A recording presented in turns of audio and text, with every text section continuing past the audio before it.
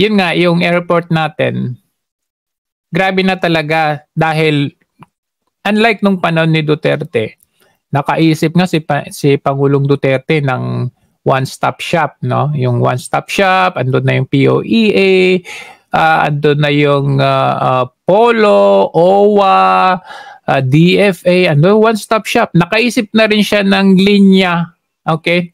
Separate line para sa mga OFWs. So, being an OFW, I felt special, especially treated because, eto, OFW ko, I am proud because I'm one of the sinasabi nilang modern heroes. Alam mo yun, na meron kang sariling pila, which is good. Pero ngayon, I don't know what happened with the pila-pila dyan kasi talagang napakahaba ng pila kaliwat kanan. Parang Stevie Wonder lang naman ang dating mo. Ganun ba? Okay. Pag uwi namin, security check kami sa main. Nakala namin okay na, bumili kami water. Pagdating sa PAL para check-in, another security check. Di pinapasok ang water only in the Pinas. Di ba yung may na-viral ngayon lang? Yung ano yun? Ewan ko kung viral yun. Yung sa Cebu. Alam mo yun, yung mga mayayabang, parang gano'n. I mean, the point there is, ano na, alam mo yun, nagsibalikan na yung mentality na, yung kagaya dati na wala silang pakialam sa'yo, mga disrespectful, mga corrupt, mga mandurugas, nagsibalikan na yung mga bag natin. Bagain natin, din natin alam kung secured na ngayon kasi wala namang ipin kasi yung ating leader. Kasi unlike nung panahon ni Duterte na pag may mga ganyang balita or mga ganyang lalabas na issue, ora mismo i-issuean kanya ng babala kung hindi. Alam mo yung ganon. So nagkaroon ng respeto at takot itong mga abusado, di ba? Ngayon wala man lang pronouncement ang leader ng bansa. So, nagsibalikan yung mga durugista, mga abusado. Hindi sila takot, kumbaga. So, anyway, eto, unahin na nga muna natin itong si Sal Panelo. Yan, si Attorney Sal Panelo. Unahin natin. Mr. President, that is not the forum. That is not the entity that is assigned by the Constitution and by law to hear somebody's side accused of a crime. Ang entity po dapat dyan ay ang hukuman. Kaya dapat mag-file. Kasi, unang-una, wala akong legal basis na tawagin yun si Pastor Apollo Kibuloy dyan po sa Senado. Dahil binibigyan nila ng plataforma yung mga testigo. Inaakusahan siya ng krimen. Kung inaakusahan mo ng krimen, di mag-file ka ng kaso. Pag dumating si Pastor Apollo doon at nagpaliwanag siya, yun ba mariresolve kung totoo o hindi ang kaparatang? Hindi. So bakit siya pupunta ron? Doon naman sa House of Representatives, wala rin ng legal basis nor factual basis. Bakit kanyo? Ito po ikaugnay sa paglabag di umano ng prangkisa ng SMNI. Hindi naman siya opisyal. So anong makukuha nilang impormasyon doon? So wala rin. Ang nakikita ko diyan, talagang gumagawa lang kayo ng kaparaanan para pag hindi siya dumating, makontempt at arestuin nyo, ikulong nyo at hilayin nyo sa taong bayan. Nagsalita na si dating Pangulong Duterte dun sa naganap na Senate hearing. Totoo naman yun kabulastugan naman talaga yung allegation niya. Sabi ko nga nung isang programa natin sako-sako doon ng mga baril. Bigat-bigat ng baril. Doon sa chopper niya, 4 lang ako pwede sumakay doon Yun lang ang weight na pwede. Dadagdagan mo pa ng mga baril. Tama rin yung sinasabi niya. Saan mo kukuha ng baril yun? Religious leader lang ito. Marami ito, puro dasal. Siguro sakong dasal, ibigay mo.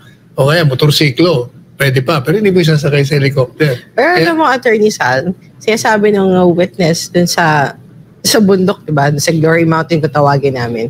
Doon daw sila nagbibigay ng mga baril. Tapos, have you been there, Attorney Sal? Many times over. kung makikita mo sako-sako doon, yung mga bulaklak na tinatanim doon, Attorney Sal, para pagandahin yung lugar. Baril, wala kang makikita doon. Mga halaman pwede. At saka magagaan yun. Kung yun ibibigay kay Presidente Duterte. Pero wala ako nakita ng halaman doon sa kanyang bahay.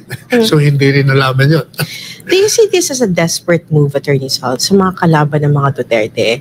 You have mentioned yesterday that Pastor Apollo is a collateral damage doon sa mga gustong sumira sa mga Duterte. Nadadamay si Pastor. Pero Attorney Sal, on the other side, nakikita to rin ng taong bayan natin. Anong meron sa mga Duterte at kay Pastor? And why are these people, Attorney Sal, ay nagsasama-sama, to destroy and taint Pastor Apollo Kibuloy and the Dutertes? Kasi yung dalawang yan, may kanya-kanyang following yan. May huge following yan So you have to destroy it. Kaya sabi ko nga, yung mga detractors, critics, pati na yung mga kalyado ni Presidente Marcos Jr., hindi si Presidente Marcos Jr. Yung mga kalyado ng gumagawa ng lahat ng mga kawalangian and tinkering and messing up with the Constitution. Di ba sabi ko, ganda, di ba? Do not tempt the gods of destiny. I will add another thing to that. Not only the gods of destiny, do not tempt the people's patience. Do not tempt the people's tolerance sapagkat may hangganan po yan. Tama. Lahat may hangganan, Attorney Sal, pati pasensya ng taong bayan. Pero, yun nga hanggang saan kaya matolerate natin yung mga kababayan. Sana'y meron ang wakas ng kalokohan niyo.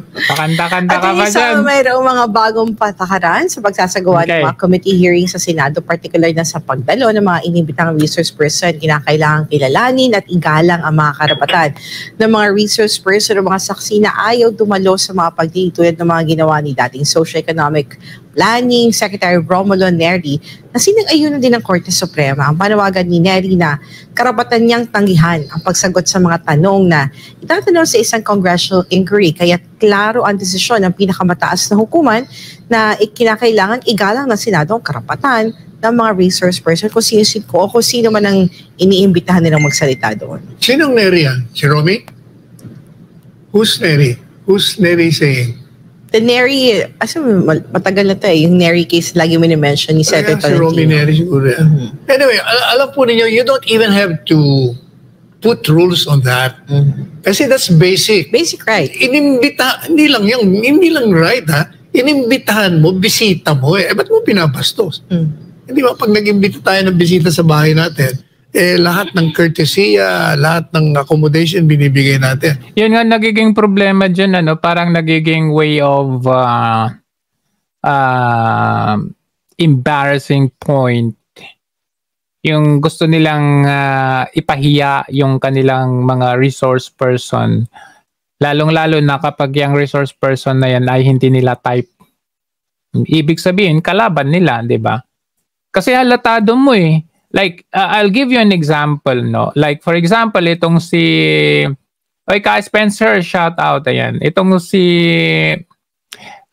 Senator Tulfo, Kung matatandaan ninyo, example na lang natin yung sa PCSO. Diba?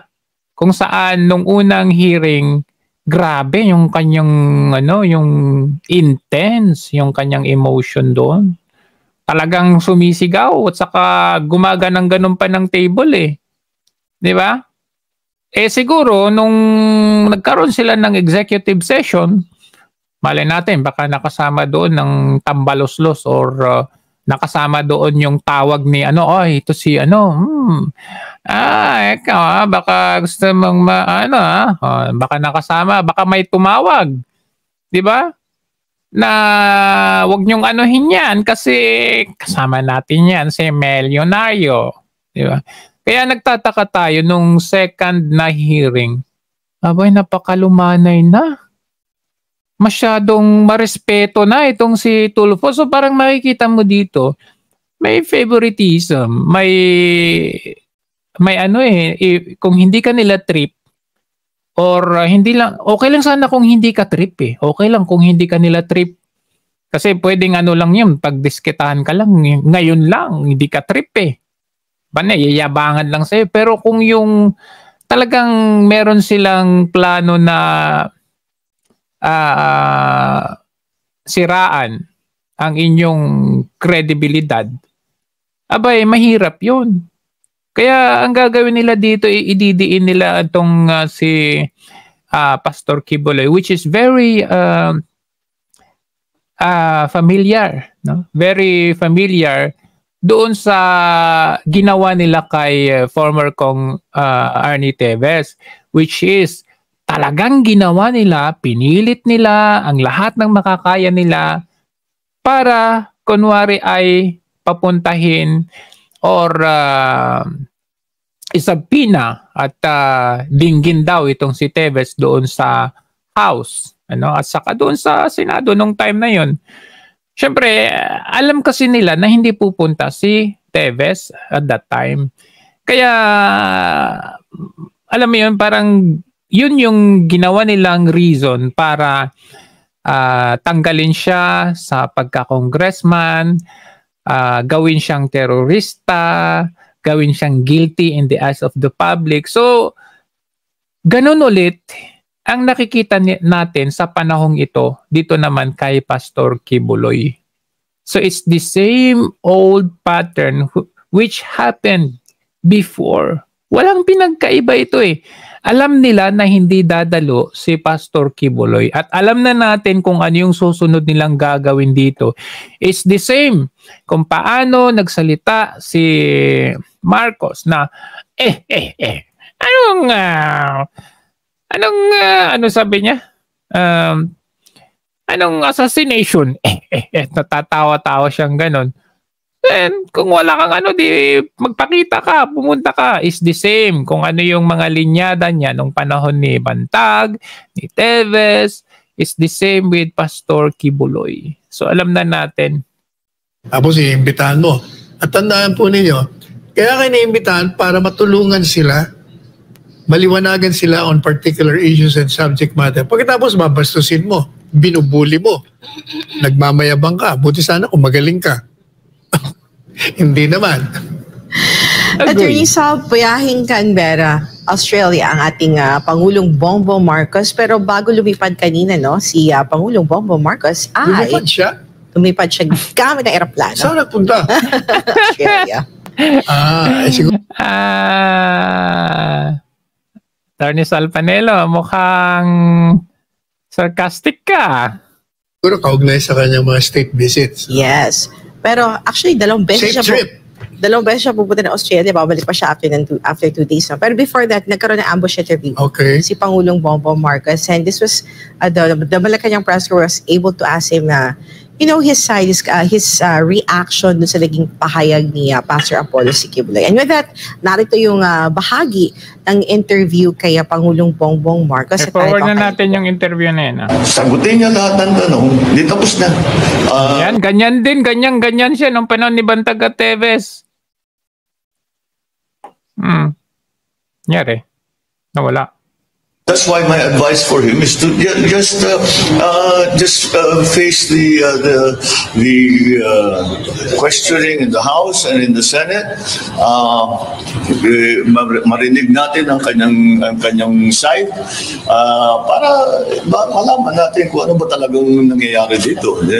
We're trying to be fair here in allowing him an opportunity and forum to make his case. So I think we should take tingnan niyo yung advantage. Pero sir, yung claim niya po na assassination,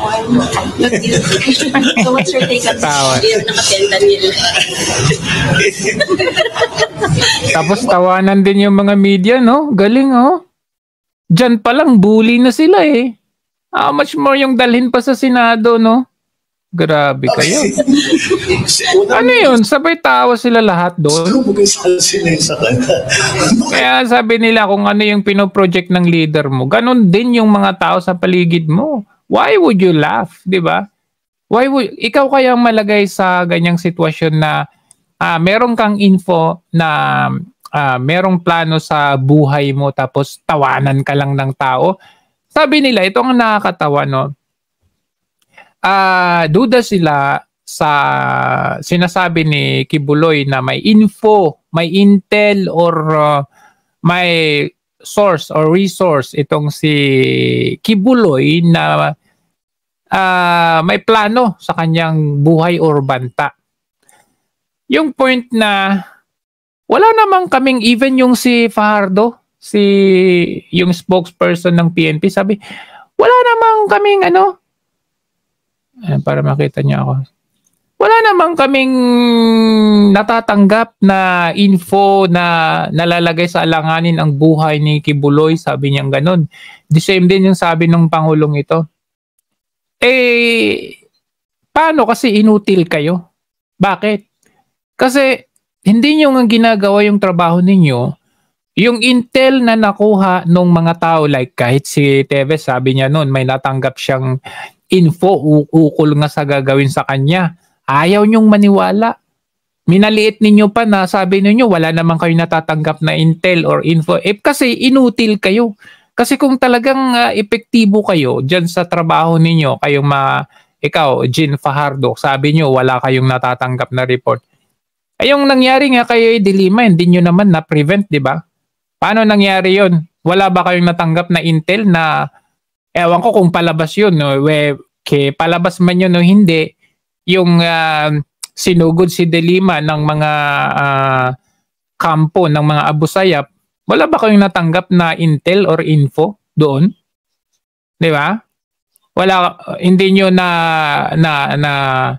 nalaman or na-predict yun ahead of time bago mangyari yun kay De Lima? Example pa lang yun. Kaya nga napaka-inutil ninyo eh. Buti pa yung mga iba, alam mo, buti pa sila may natatanggap na report. Kayo, wala. Or maybe meron kayo natatanggap, okay lang sa inyo kasi baka kayo din lang pala yung sa inyo din pala galing yung mga ganong natatanggap, di ba? So very questionable kayo. Huwag yung tawanan yung imminent threat, danger sa buhay ng kahit sino mang tao dyan. Lalong-lalo na constituent mo yan eh. Tapos tatawa-tawa ka ng ganyan klaseng leader ka. Tapos sasabihin ng mga vloggers mo, yung simada vloggers mo, best president ka. Kasi assassinate. Wala namang... Baka best in traveling ka lang, ganun, traveling. Ay, parang basketball yun ah. Ano yun? What I mean, why would anyone want to do that? Maybe he's just very wala na. I just hindi ko naintindihan yung sinasabi niya. Hindi mo tawa ng tawa pa yung mga media sa likod. Alam mo yun, nakakaano sila, nakaka-embier na. Assassinate. Baka naka-fentanyl po, Mr. Mills. Hindi naman siguro, pero... sabay tawa? Hindi ko alam. Siguro natatakot siya dahil sa mga pangyayari. But again, the best way to diffuse that situation for him is to testify before the committees in the House. Testify before the committees in the House? Ano sabi ni Atty. Salpanelo? Hindi naman yung korte. And in the Senate. Alright, Attorney Sal. Let's hear from Atty. Tama mo yung sinasabi niya na bigay aside. But, Mr. President, that is not the forum. That is not the entity that is assigned by the Constitution and by law to hear somebody's side accused of a crime. Ang entity po dapat dyan ay ang hukuman. Kaya dapat mag-file. Kasi, unang-una, wala akong legal basis na tawagin yun si Pastor Apollo Kibuloy dyan po sa Senado. Dahil binibigyan nila ng plataforma yung mga testigo, inaakusahan siya ng krimen. Kung inaakusahan mo ng krimen, di mag-file ka ng kaso. Pag dumating si Pastor Apollo doon, at nagpaliwanag siya, iyon ba mariresolve kung totoo o hindi ang mga paratang? Hindi. So bakit siya pupunta ron? Doon naman sa House of Representatives, wala rin ng legal basis nor factual basis. Bakit kanyo? Ito po ikaugnay sa paglabag di umano ng prangkisa ng SMNI. Hindi naman siya opisyal. So anong makukuha nilang impormasyon doon? So wala rin. Ang nakikita ko dyan, kasi ang problema kasi dito, Okay, oo nga. Magpapakita si Pastor Kibuloy dyan sa Senado at pati sa House. Ano. Sige, sabihin na natin magpapakita ka doon. Ang tanong, after mong magpakita doon, ano yung susunod? Ano yung mangyayari? Ano ang magiging resulta? Diba? Kasi, just like for example, naimbitahan if you remember, si Governor Waminal, diba? Nagkaroon ng bakbakan between the Mayor Dumanhog at saka yung governor nila na si Waminal, 'di ba? Yung sa Misamis Occidental. O nagkaroon sila ng Senate hearing. Ano nangyari? O panay denial si Waminal. Ganito yung sinasabi ni Dumanhog, i-deny ni Waminal. Tapos yung committee, yung chairperson naniniwala din.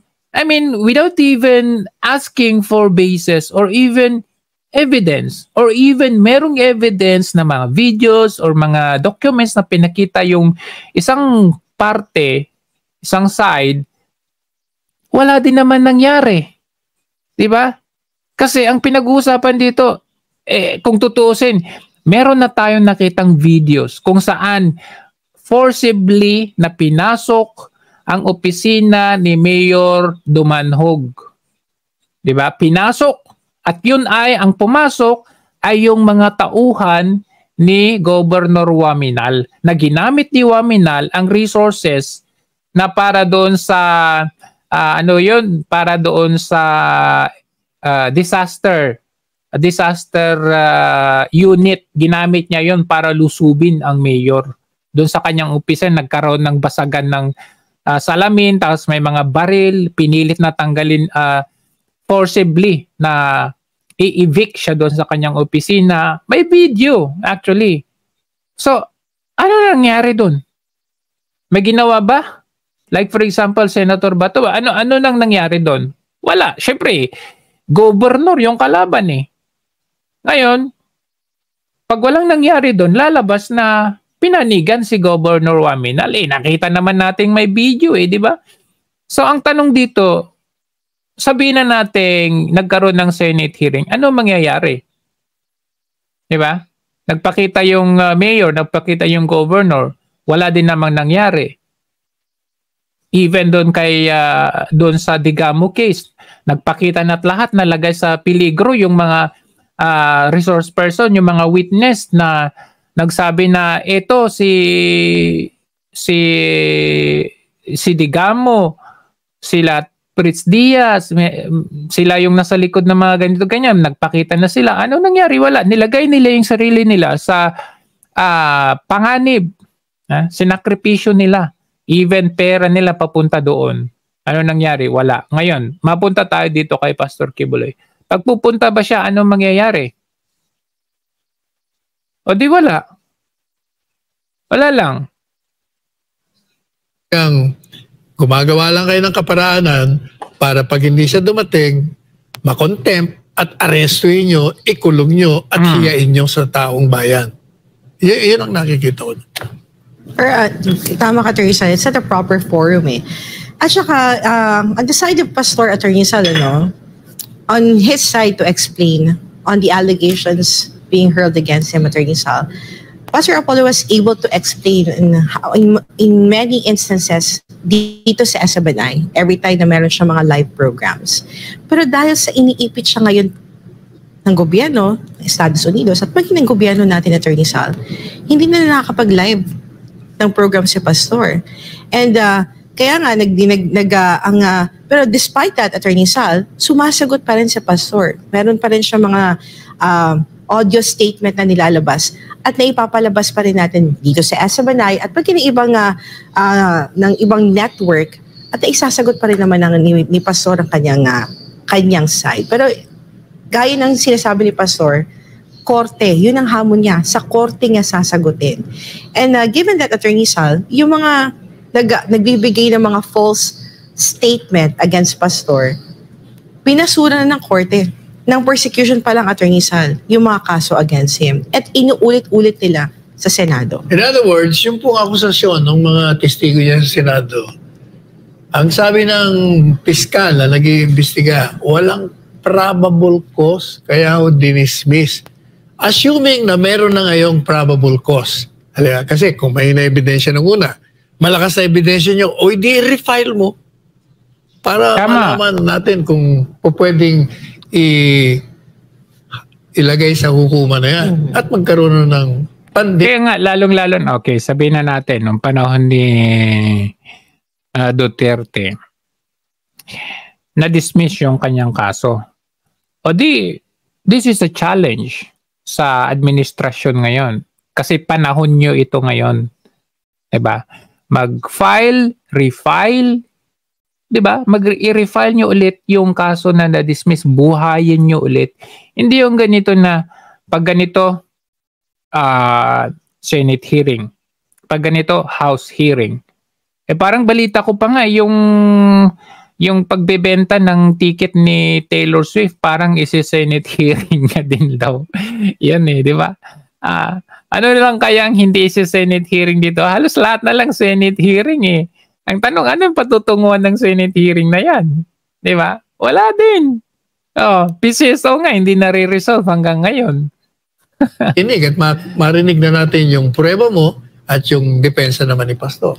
And this is a recent na press conference sa Department of Justice. Tinanong din si Justice Secretary Crispin Remulla. Boying Remulla kung may request ba for extradition. Sabi niya wala naman.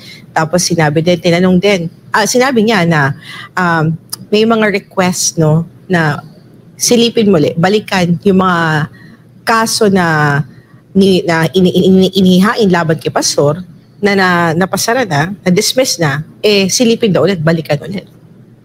Alam po ninyo, kaya hindi sila nagre-request ng extradition. Number one, as I said, walang ebidensya. Pag yan in-extradite nyo, di kinulong nyo. Kinulong doon si Pastor. Naku, lalong ipupuspon para nakakulong lang siya. Ngayon nga hindi pa nakakulong, puspon sila ng puspon. Lalo na pag nakakulong yan.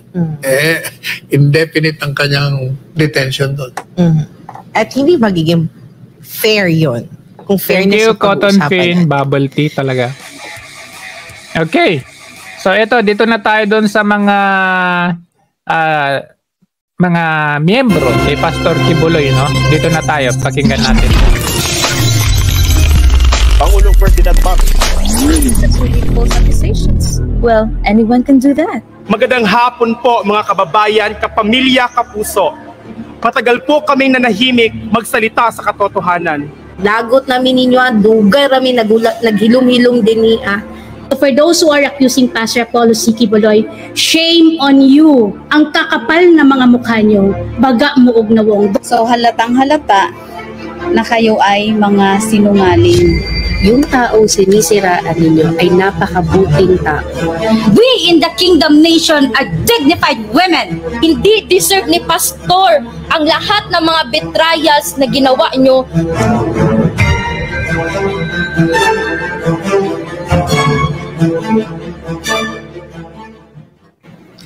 As one of the full-time workers of Pastor Apollo C. Quiboloy, I am here facing the camera without a mask because I'm very proud to become a witness but of the goodness and kindness of Pastor Apollo C. Quiboloy in our lives. So for those who are accusing Pastor Apollo C. Quiboloy, shame on you.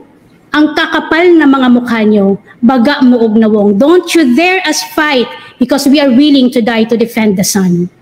Magandang hapon po mga kababayan, kapamilya, kapuso. Matagal po kaming nanahimik magsalita sa katotohanan. Ikaw, Madam Hontiveros, sinasabi mong victim yung mga false witnesses na meron ka dyan? Tandaan mo, I am proud full-time miracle worker for 5 years. Pero never kong naranasan ang pinagsasabi ng mga false witnesses na meron ka dyan. Tandaan mo, Madam Hontiveros, time will come, mapapahiya lahat ng mga false witnesses na meron ka. At ikaw, alias Rene, sinasabi mong researcher ka ng SMNI? Excuse me, baga kag naong dong. You are not a real researcher. teacher ako pero mismo ako nahihirapan paano maging isang researcher. Sinasabi mong researcher ka, patunayan mo yan ha. Next, sinasabi mong hindi ka pinapaaral ni pastor. I am the right witness. Ang daming mga scholar ni pastor, hindi lang full-time miracle worker, meron din mga hindi membro ng kingdom pero scholar ni pastor. Sabihin mo hindi ka pinapaaral? Tandaan nyo, Madam Hontiveros, unfair sa amin bilang isang worker, sinarikripisyo ang lahat, buhay namin, ambisyon, dreams namin in life. Kung tutuusin, marami mga privilege na pwede kaming magtrabaho sa labas. Pinili na maging worker because alam namin ang katotohanan. Alam namin kung paano kami binago ni Pastor Apollo C. Quiboloy. Kaya tandaan mo yan, Madam Hontiveros, unfair ka sa amin. I am proud LGBTQIA+ member nang dahil kay Pastor, inalis lahat ang mga hindi kaaya-aya na ang turo ni Pastor sa amin, magbago through repentance. Dito lang muna at sa susunod, marami pa akong sasabihin. Maraming salamat po. The only reason nga nung nagsalita kami ngayon, our problem is yung mga accusation na tinatapon nyo against kay Pastor. Ako, I am a full-time miracle worker dito sa Kingdom of Jesus Christ. And I am also one of Pastor Apollo C. Quiboloy's scholar. Since bata ako, since 10 years old, nandito na ako sa Kingdom. Yung mga accusation na sinasabi nyo, na tinatapon nyo against kay Pastor, never kong nakita yan. Yung sinasabi nyo na gina-abuse. Ina-abuse ba kami dito? Hindi. Masaya kami dito.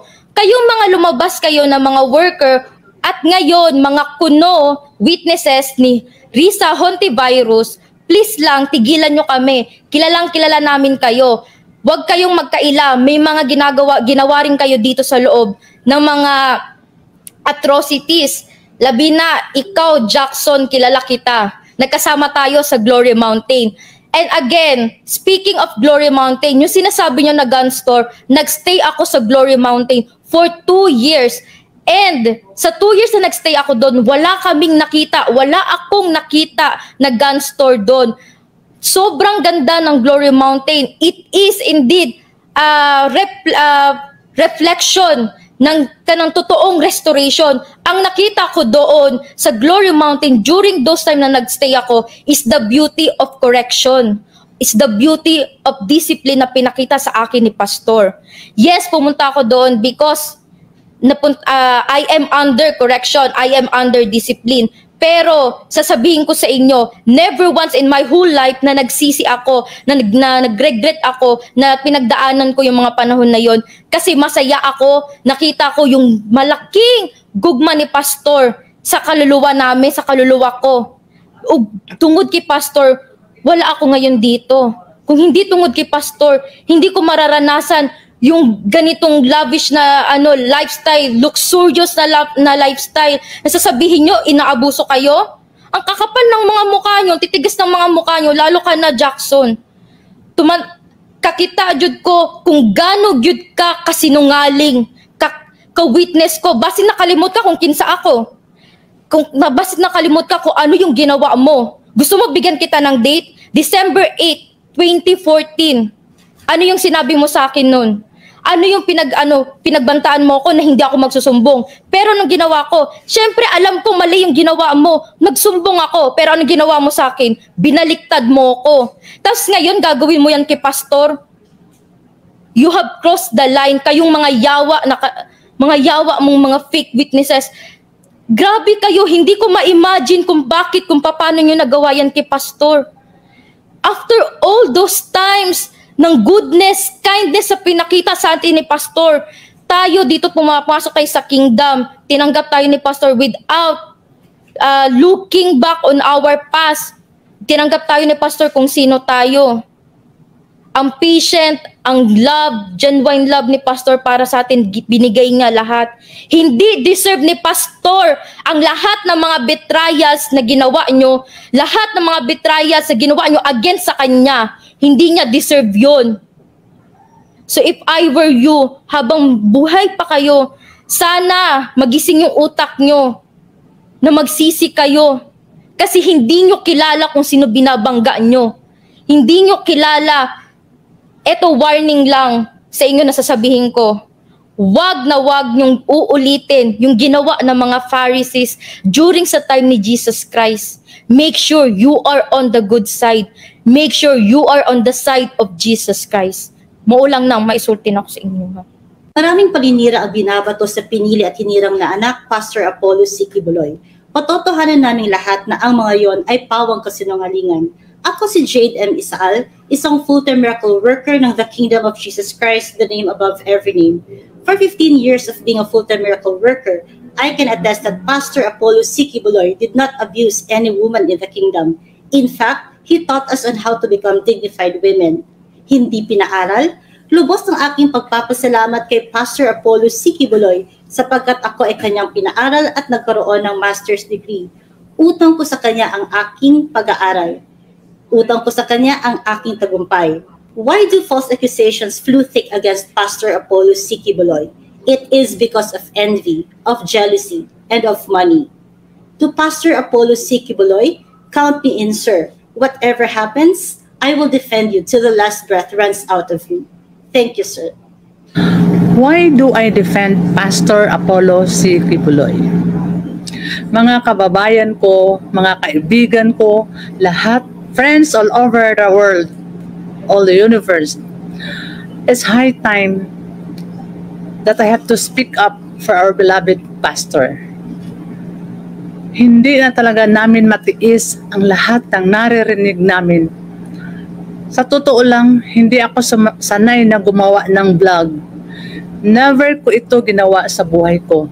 But dahil sa mga paninira nila kay pastor, ito ako ngayon lumabas para ipaglaban ko ang aming butihing pastor na si Pastor Apollo C. Quiboloy. Ako nga pala si Joanny B. Largo, a certified full-time miracle worker of the Kingdom of Jesus Christ. Way back 2013, our family enlisted ourselves as one of the spiritual army of goodness. Lahat kami without conditions, without promises, without any assurance of coming, but for the salvation of our souls. Hindi kami nagdududa, hindi kami nagduha-duha kay pastor. Buong pamilya kami nagpagamit din sa hanggang harian. Walay kasiguraduhan kung mga eskwela ang among mga anak, kung maganda ang among kinabuhi. Gibiyaan amo ang tanan, ang trabaho ko, ang trabaho na akong asawa sa abroad, tanan among mga pangandoy among gibiyaan because nakita namin na tinuod gyud si pastor. Siya gyud ang nagdala sa maayong balita sa kaluwasan. Mao gyud na ang tinuod. Sa among pagpagamit diri sa kingdom, to our surprise, blessing after blessing comes. Hindi namin inakala na mabigyan kami ng magandang bahay sa Camellia. Lahat binabayaran, everything na pagkain, kuryente, tubig, all paid and all provided. Ang aming mga anak nakapag-aral free. Kahit ako, sa edad ko ito, hindi ko pinangarap na mag-aral, but I am one of those who sent to school to take pastoral studies free of charge, and natapos ko yan lahat, all paid by pastor. Mauna inyong ingon nga wala pa eskwelaha, kinawawa, luoy kaayo, huy, maulaw mo uy. Hindi yan totoo, pura buhat-buhat lang yan. O maingon mo nga gilisod-lisod, mingon mo makaluluoy. Shame on you. Lahat na mga nagsasalita niyan, gawain na nila sa una kay mga badlungon sila nga mga tao. Kaya sa tanang mga nanonood, nakikinig karon, kung unsa man na inyong natdungog kay pastor, those are all fabricated lies and false accusations. Mutuo mo sa amo kay kami nagpabilin diri. Molested and abused, nagitudluan man gani mi diri ni Pastor sa mayong tarong na babae. We in the Kingdom Nation are dignified women. Bakit ko susuportahan si Pastor Quiboloy? It's because yung taong sinisiraan ninyo ay napakabuting tao. And isa pa, lagi niya sinusuportahan ang mga kabataan. So hindi po talaga maganda yung mga ginagawa o sinasabi nung mga pumunta sa Senado, kasi alam nila o alam talaga namin kami nandito sa Kingdom Nation kung ano yung katotohanan. Kaya kayo na laging nagsasabi ng kung ano-ano kay Pastor, kesyo na rape daw kayo at ginugutom daw kayo, meron daw kami mga binebenta dito na mga baril. Hello, sa Kingdom wala kang makikita na ganyan. Dito puro pagmamahal. Dito tinuturuan kami bilang isang babae, lalo na maging dignified woman. It's because leaders sa Kingdom ay kadalasan puro babae. Malaki ang pagtitiwala ni Pastor sa mga kababaihan. Sana yung mga taong laging nakikinig doon sa social media, hear us as well. Pakinggan nyo rin po kami na kami yung nandito sa Kingdom Nation. Hindi lang yung mga nandoon na pumunta sa Senado o doon sa Congress. It's because kami po yung totoong naka-witness dito sa loob ng Kingdom Nation. So that's why I support Pastor Apollo C. Quiboloy. Mga kababayan, hindi na kami mananahimik sa mga narinig namin sa social media sa mga panahong ito, lalong-lalo na sa pagpaninira nila sa pangalan ng aming pinakamamahal na pastor, Pastor Apollo C. Quiboloy.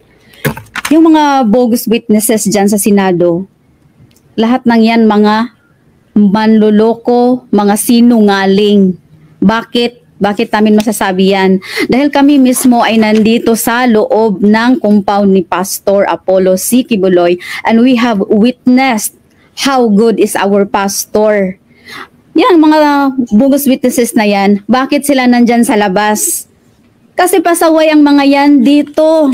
Hindi nila nakayanan ang mga rules.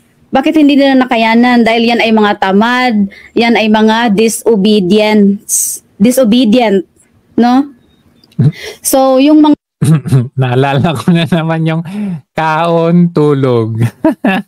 mga paninira kay Pastor, like for example, yung kaso-kaso ng rape na yan si alias Amanda na yan, dito pa lang sa Regional Trial Court sa Davao, matagal nang na-dismiss ang kaso na yan. At ngayon, inulit na naman nila dyan, dinala pa sa Senado.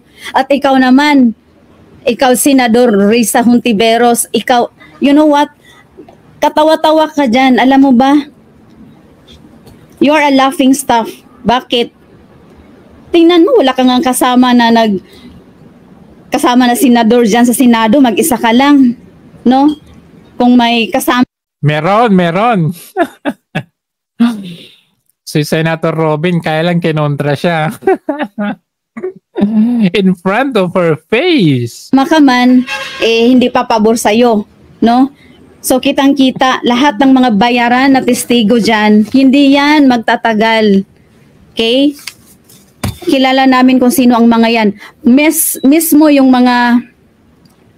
mga kasamahan niya na lumabas, na wala ng connection sa Kingdom ngayon, sila mismo nagsasabi kung ano ang ugali ng mga alias David, alias Rene na mga yan, alias Amanda na mga yan, no? Mga tamad, mga tulog kain lang yan dito. Okay? So yung sinasabi nila na hindi sila pinag-aral. Hoy, mahiya kayo. Kami nga na nakapagtapos na ng pag-aaral before kami nag-full-time miracle worker. Si Pastor mismo pinag-aral pa kami ng masters, ng doctoral. Tapos ngayon sasabihin mo na hindi kayo pinag-aral. Kayo mga bogus witnesses na dyan, mga sinungaling. We will defend the appointed son. Hindi kayo magtatagal. Ang masasabi ko lang sa inyo, good luck sa mga paninira ninyo dahil darating ang araw, pagbabayaran ninyo ang lahat ng mga kasinungalingan at mga kung ano-anong paninira ninyo sa aming pastor. Kung kayo lumabas na lang din kayo, bakit pa kayo maninira? Tumahimik na lang kayo dyan at magpakasaya sa labas. kung yan ang pinili ninyong buhay. Kami pinili namin manirahan dito at manatili. Look, ikaw, Senador Risa Hontiveros, sige daw, bilangin mo kung ilan yung mga nagtestigo laban kay pastor na mga paninira. Bilangin mo dyan sa mga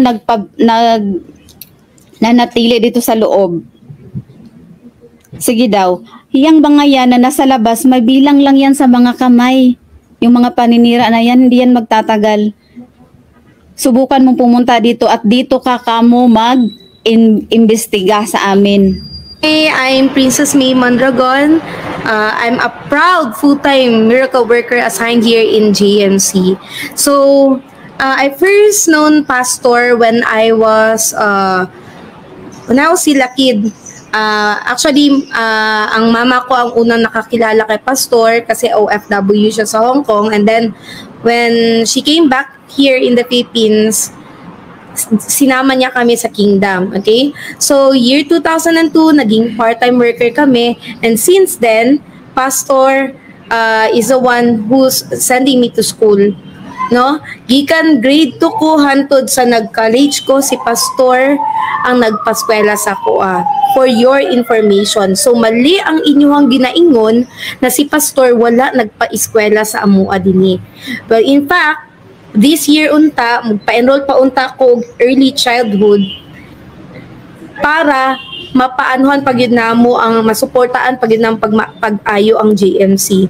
So, kamo na gusto mo kuha sa Kingdom, sa JMC ug sa uban pa na associate na mga sa Kingdom, kamo pagbantay mo kay kami, ang dami mo depensa sa anak, ang dami mo depensa sa Kingdom tungod blood, sweat and tears na mo ni 24 years na po ako dito sa Kingdom.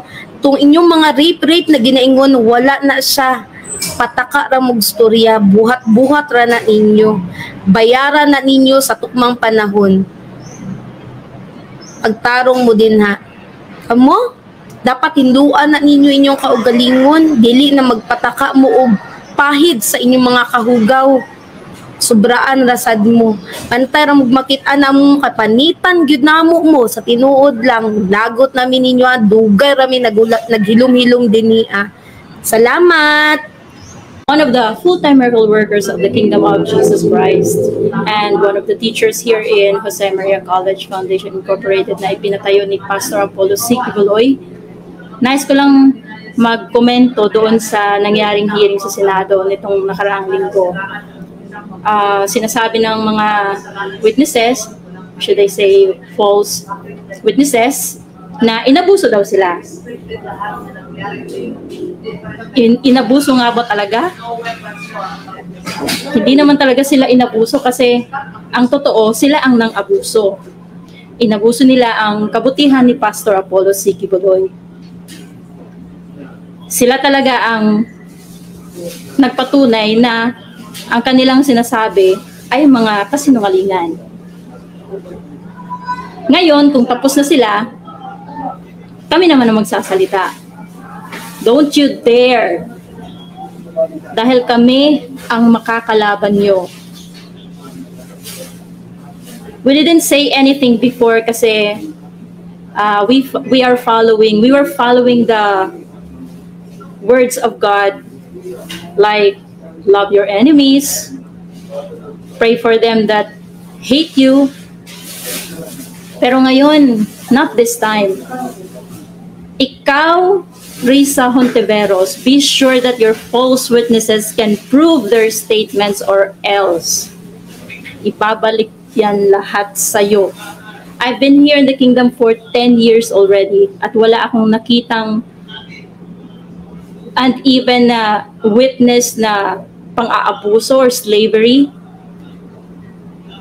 Kasi lahat kami dito well provided ni Pastor.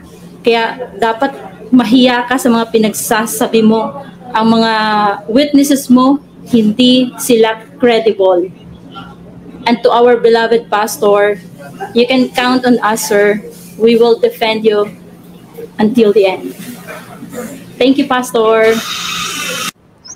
Pastor, I am forever grateful and thankful sa inyo po for the gift of education that you have given to my 3 children. Kung hindi dahil sa inyo, Pastor, I don't know what will be the future of my children. Being a single parent is very hard for me na buhayin ang mga anak ko. But you're there giving me support and help for my children. Once again, Pastor, I think this is the time to kami naman ang magbigay ng pasasalamat sa inyo through defending you in all these false accusations against you. So again, Pastor, thank you very much, and we will stand for you till the end, Pastor. Love you. Hello, good day everyone. Especially to our beloved pastor, Pastor Apollo C. Kibuloy. Pastor, ako di ay si Honey Grace Urbina, and I am a bona fide full-time miracle worker. I have been here in the kingdom for almost 13 years. And to tell you frankly, wa ko'y laing nabati diri sa sulod saging harian maliban sa pagkamaayo o gugma sa amahan pinaagi sa iyang appointed son. Kamo, nagipili na mo talikod sa atong mahigugmahong magbalantay. You once have your own testimony of the goodness and the love of the Father o kung unsa gibago ni Pastor ang inyong kinabuhi. Even to the point, alam ko meron din kayong mga testimony that you're even willing to offer your life to defend the Son. Pero asa mo karon? I don't know what your story. Wa ko kabalo kung unsa ang hinungdan kung ngano ni gawas mo. But ang tinuod naa sa amua na mga nagpabilin. Naapod kay kaugalingon na akong istorya. Before ko nasulod dire sa kingdom, I have a very dark background. Pero wala na siya gitanaw ni Pastor. Ang gitanaw sa ako ni Pastor, mao ang kinabuhi na pwede niyang ihatag once I will fully surrender my whole life in obedience to the will of the Almighty Father. And walay persecution, no anything that this world can offer, especially lust and money, can ever hinder my faith in full obedience, loyalty, dedication, and faithfulness to our Almighty Father through His appointed Son. No matter what. Pastor, you can count on me. Praise the Father. Magandang umaga po sa ating lahat. Magandang araw sa po kayong lupalop ng bundong ibabaw na ito. Magandang umaga, magandang tanghat, magandang gabi. Ako nga po pala si Brother Edward Anthony Natad. Talagang lumaki po ako dito sa Davao City. Kaya masabi ko na kilala ko po si Pastor Apollo C. Kibuloy. Actually, ako po isang produkto ng isang broken family. No? Iniwan po kami ng aming tatay nung ako po 4 years old. Tapos yung pangalawa kong kapatid nasa mga 3 years old. Tapos yung pangatlo nasa mga 1 year old. Iniwan kami dahil yun nga, may nakitang ibang babae aking tatay. So masasabi po natin bilang isang produkto ng broken family, masabi ko sa sarili ko, ang natalim sa buhay ko, sa puso ko ay galit. Diba? Galit, yun na po yung hatred, bitterness na possible maging resulta ng revenge. No? Revengeful yung ating isip. Nung pumasok ako dito sa kingdom, actually pumasok ako dito sa kingdom 1993. Tapos na full time ako 1994. As a product of a broken family, nung pumasok ko sa kingdom, masasabi natin na walang makuha sa akin si Pastor, diba? Yun nga po kasi produkto ng isang broken family. Walang masabi ko lang po mga kababayan, kasi dito talaga lumaki ka Pastor. Pinagtiisan niya ako, no? Taliwas sa aking pagkatao. Hindi ako nineglect tulad ng aking naranasan nung kami po inintras ng aking mama sa iba't ibang pamilya. Kasi hindi ko kasi makayanan ng aking mama na alagaan kami tatlo. Kasi laking mayaman po ang aking mama. Malaking mayaman po sila dati. Kaya inintras kami. Tulad ng aking naranasan, kahit saan lang pa ako tumitira, no, sa auntie ko, lola ko. Kapag sila po nagsasawa na po sa amin, kami po tinatransfer nila sa ibang pamilya. But since na ako po tumira dito sa kingdom, never ko pong naranasan yon na tulad ng diyanas ko sa aking mga relatives. Kung tutuusin po, yun pong lahat na iyon ay mga relatives ko po yun sila. No? Auntie, mga pure auntie talaga. diba? Kapatid ng papa ko. Pero nung ako po tumira dito sa Kingdom, talagang pinaghawakan ako ni Pastor. Hindi niya po tinignan ko anong klaseng pagkataon meron ako. Pinalaki niya po ako, hindi niya po ako nireject, hindi niya po ako ni-neglect tulad ng aking naranasan sa labas. Kaya mga kababayan, taliwas po ito sa lahat ng mga pinagsasabi ng mga witness dyan sa Kongreso, dyan sa lower house and dyan sa Senate, yung mga paninira nila kay Pastor na kami po itinorture dito. Kasi ako mismo, mga kababayan, na naranasan ko po ang pag-ibig ni Pastor sa akin. Sino lang naman po ako, diba? Produkto ng isang broken family. Wala po makuha si Pastor sa akin kundi sakit ng ulo. Kasi yun nga po, hatred ang natanim sa aking puso. Hindi pag-ibig. Si Pastor lang po ang nagtanim sa akin ng pag-ibig. No? Kaya yung mga pinagsasabi niyo, hindi po yan totoo, mga kababayan. Huwag niyo po silang paniwalaan. Kami po ang paniwalaan niyo na nagpatuloy sa Kingdom, no, nag-commit ng buhay. Kasi bakit po namin ginawa yan? Bakit po kami nag-commit? Kasi nakita po namin ang pag-ibig ni Pastor. Nakita po namin sa kanya ang kanyang pag-aaruga. Tulad na po sa buhay ko in behalf sa aking mga magulang na dapat sana sila po ang gumawa niyo sa akin. Pero hindi ko po naramdaman yun. Kapastor ko po naramdaman yun, mga kababayan. Kaya masabi ko lang po sa mga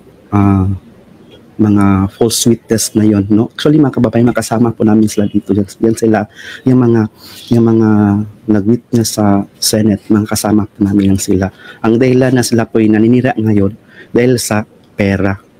At isa sa mga factor kung bakit sila ngayon nasa labas kasi hindi po sila nagpadisiplina. Siyempre, that's normal, di ba, sa isang pamilya.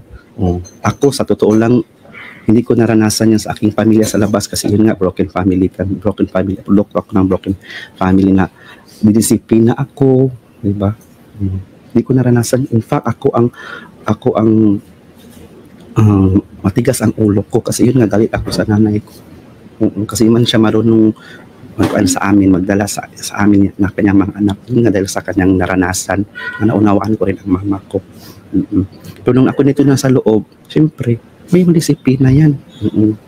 Pasalamat nga ako dito sa Kingdom kasi naranasan ko yung pagdisiplina. Yun pala yung tanda ng pagmamahal. No?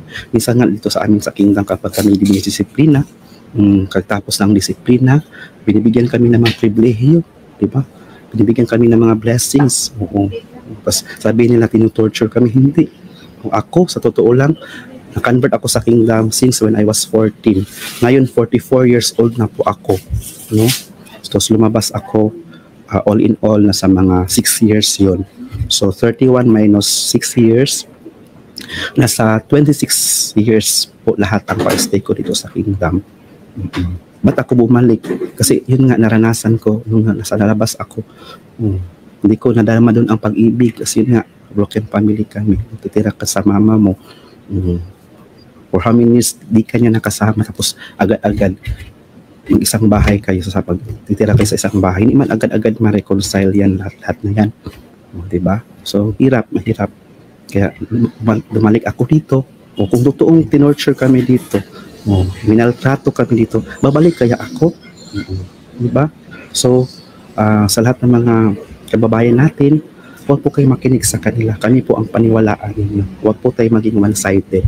No? Kasi yan sila, katotoo lang, ba't yan sa lumabas, ba't yan sa nanira, dahil sa pera, number 1 factor. Number 2, ayaw nila magpadisiplina.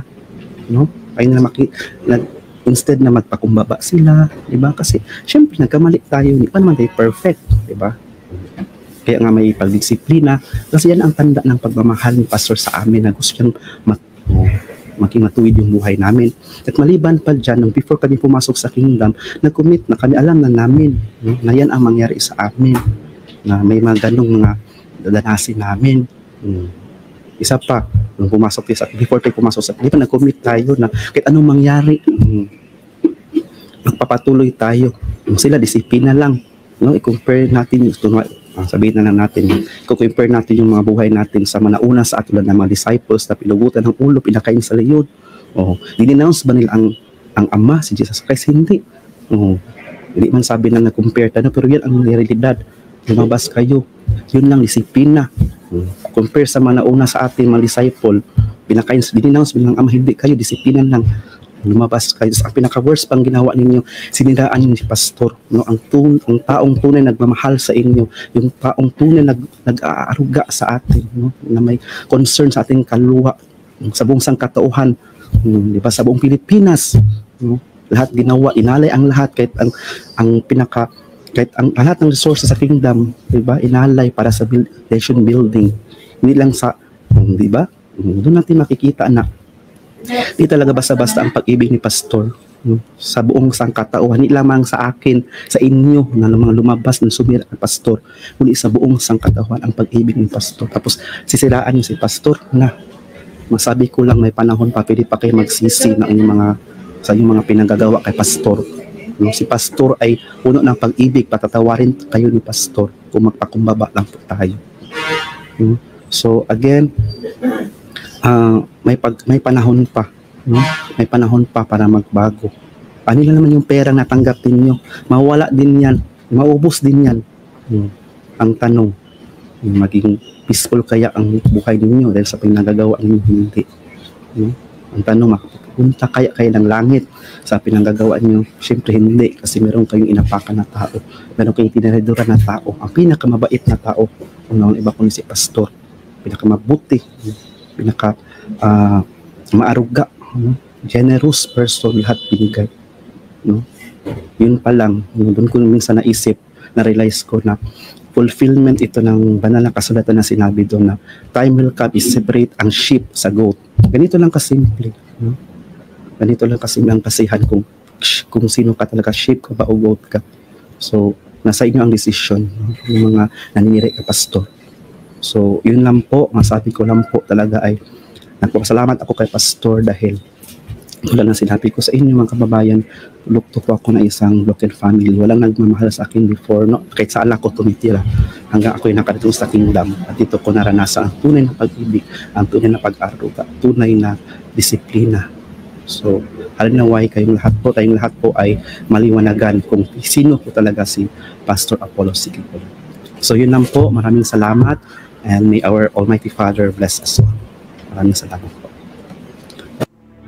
Done?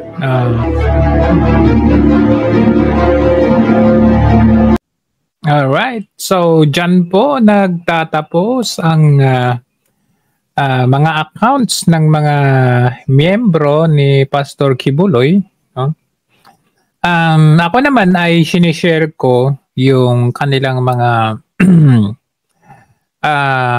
sentiments or yung kanilang words of experience with Pastor Kibuloy kasi dyan naman sila nakatira, dyan sila nabuhay at ayon sa kanila ay sila ay sinuportahan ni Pastor Kibuloy from the time na sila ay pumasok ng kingdom at hanggang sa kasalukuyan. Ang akin naman kasi di ko rin naman masyadong kilala si Pastor Kibuloy. Doon ko lang siya nakilala nung mga pahayag niya na siya daw yung appointed son of God, which is in-explain niya about 2 days ago ata yun, in-explain niya na basta daw ikaw ay nagsuserbisyo sa Diyos at magandang inyong ginagawa ay you are considered appointed son of God. Yun yung kanyang explanation. No? With regard to doon sa mga akusasyon sa kanya na yun nga, yung like yung ginagahasa daw, pinapa-offer daw yung mga katawan ng mga kababaihan sa kanya, ganun. It's almost like doon sa story, doon sa isang South Korean pastor na kasalukuyan nakakulong. Yun po ay nakakulong na kasuhan na yung pastor ng South Korea na yun napatunayan sa korte. So dapat ganun ang gawin nila kung ganun nga. Kasi simple logical question ko dyan is kung ginawa niya yon hindi sa pagde-defend, in fact it's not defending. Ang question ko lang talaga, kung yan ay ginagawa niya Gaano na ba katagal yung ano, yung KJC? Gaano na ba katagal? KJC. Ano katagal? Pa-comment nga. Kung ginagawa niya yun since 1999, tama ba? Ay, hindi. Kingdom of Jesus Christ.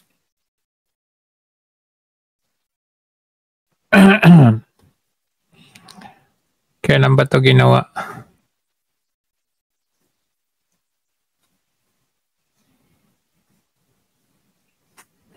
$1985? Tagal na pala. Kung tama, itong nakita ko dito. September 1, 1985, 38 years ago.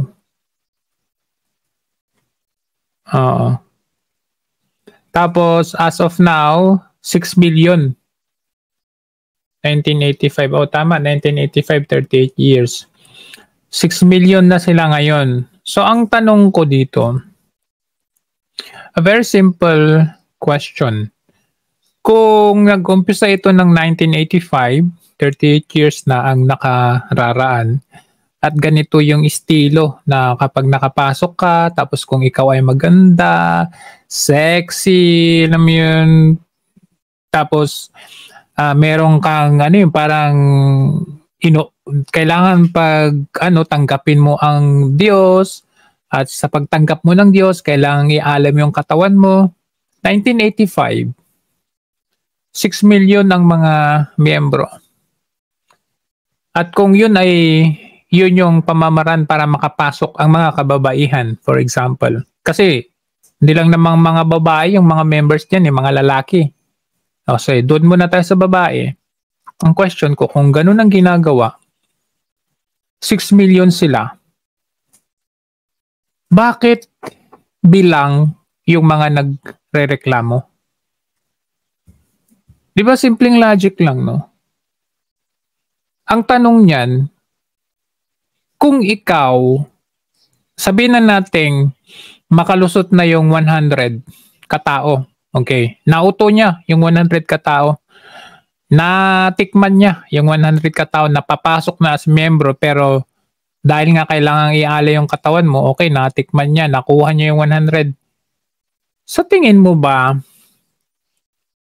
is it logical enough na makakaabot sila ng 6 million kung ganun yung kalakaran?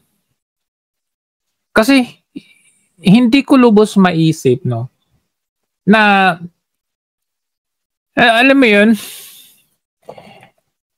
parang parang ang hirap isipin na papasok ka sa isang ministro, tapos yung parang initiation mo para matanggap ka, ialam yung katawan mo. Pero umabot kayo ng 6 million na miyembro. Babae yan, Paano naman sa lalaki? Paano naman makapasok yung lalaki? Titikman din ba ni Pastor Kibuloy yung mga kalalakihan?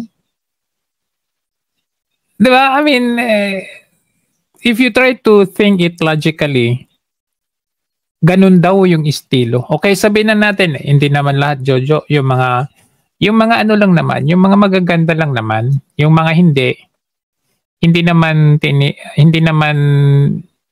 tinitikman, parang ganun. So, paano makapasok yung mga hindi magaganda? Di ba? Paano makakapasok yung mga kalalakihan? Ang dinig ko nga, ang balita ko nga, dyan daw sa, ano yan, yung garden, ayan, sa Kingdom Garden na yan, hindi ka daw pwedeng pumasok dyan na naka-spaghetti. In short, di ka pwedeng pumasok dyan na parang litaw ang kaluluwa, parang gano'n. Ewan ko kung totoo yun.